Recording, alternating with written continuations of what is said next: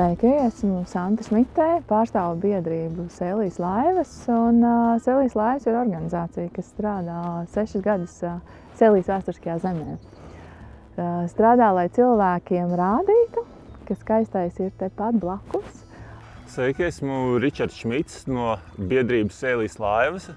Attīstu Sēlijā dabas turismu.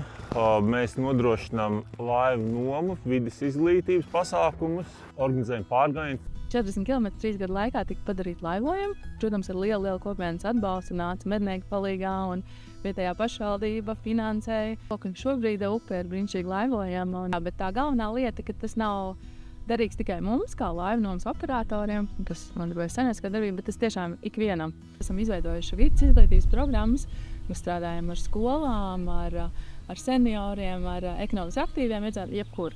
Ikvienu, kuram ir vēlme nākt ar mums šajos te kultūra vēsturiski izzinošos pārgājienos pie vietējiem uzņēmējiem, kas rāda, kā var dzīvot labi laukos un cik daudz darba ir jāiegulda.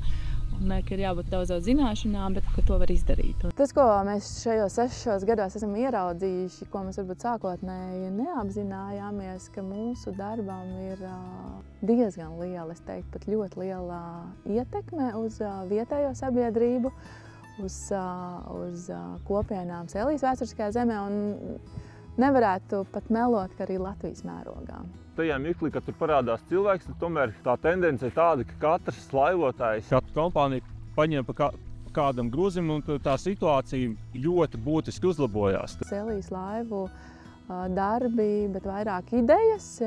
Var redzēt, kad iedvesmo citus. Piemēram, atkrituma vākšanas kampaņas mums zvana no citām laivnomām, saka, hei, jā, jums ir laba ideja par to, ka jūs iedodat šos atkritumu maisus laivotājiem, un tad viņiem ir iespēja pašiem laivojot savākt šos atkritumus. Mēs arī tagad tā darīsim, jā.